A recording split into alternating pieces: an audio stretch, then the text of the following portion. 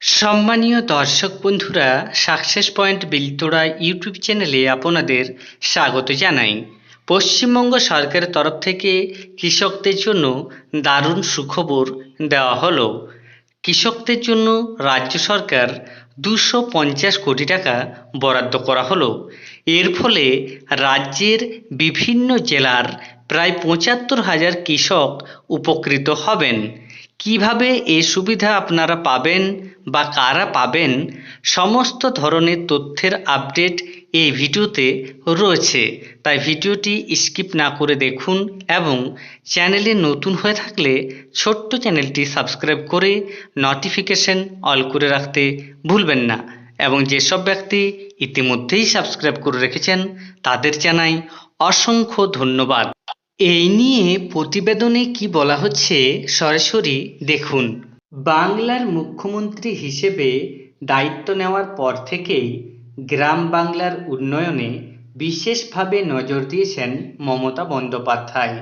সেই সূত্রেই বাংলার কৃষক সমাজের উন্নয়নের জন্য কৃষক বন্ধু, শস্য বীমা যোজনার মতো অনেক প্রকল্প চালু করেছেন মুখ্যমন্ত্রী।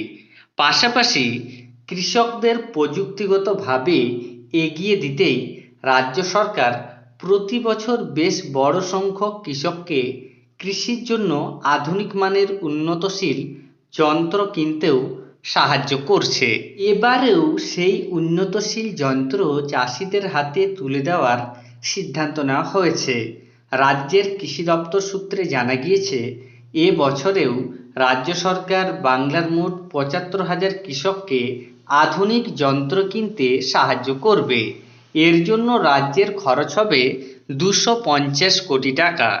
যে প্রকল্পের মাধ্যমে এ সাহায্য করা হবে তার নাম financial support scheme for farm mechanisation বা FSSM। বিশ্বের উন্নত রাষ্ট্রগুলির কৃষি ব্যবস্থা এখন অনেকাংশেই যন্ত্র নির্ভর।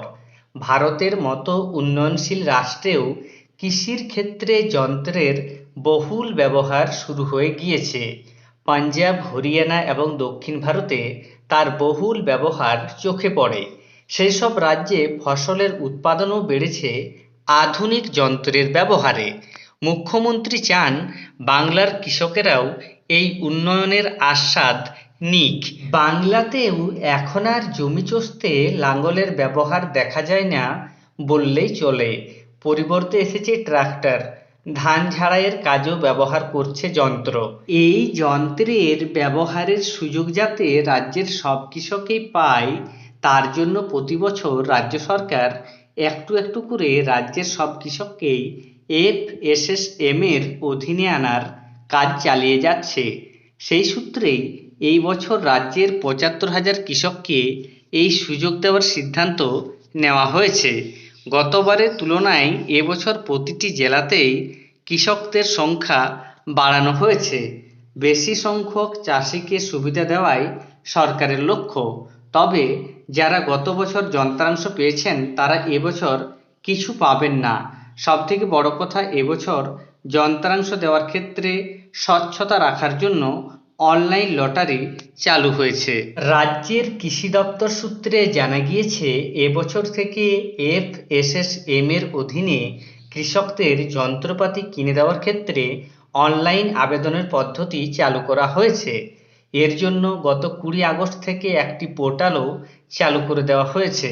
সেখানেই কৃষকদের আবেদন জানাতে হবে। সেখানে 9 সেপ্টেম্বর আবেদন করার শেষ দিন। আবেদনকারীদের মধ্যে লটারি করে কৃষি যন্ত্রাংশ দেওয়া হবে। অনলাইনেই লটারি হবে। আধিকারিকদের সামনেই আবেদনকারীদের মধ্যে লটারি করা হবে। আগে যন্ত্রাংশ বিতরণ নিয়ে বিভিন্ন অভিযোগ আসতো। এখন সেই সমস্ত অভিযোগ দূর করতে অনলাইনের সাহায্য নেওয়া হচ্ছে। কৃষক বন্ধু প্রকল্পে নাম থাকা কৃষক বা সরকারি কোনো দপ্তরের স্বীকৃত কৃষক গোষ্ঠী কৃষিযন্ত্র ভাড়া কেন্দ্র স্থাপনের জন্য আবেদন করতে পারবেন। এই প্রকল্পের মাধ্যমে কোনো কৃষক বা কৃষক গোষ্ঠী পাওয়ার টিলার বা সোলার পাম্প কেনার জন্য আবেদন জানাতে পারবেন। তবে সেক্ষেত্রে আগ্রহী কৃষকদের 0.5 একর নিজস্ব জমি থাকতে হবে। ছোট যন্ত্রাংশের ক্ষেত্রে চাষিরা 50% ভর্তুকি পাবেন। চাষিরা পাওয়ার টিলার, ট্রাক্টর ছাড়া ড্রোনের জন্য আবেদন করতে পারবেন। ধন্যবাদ।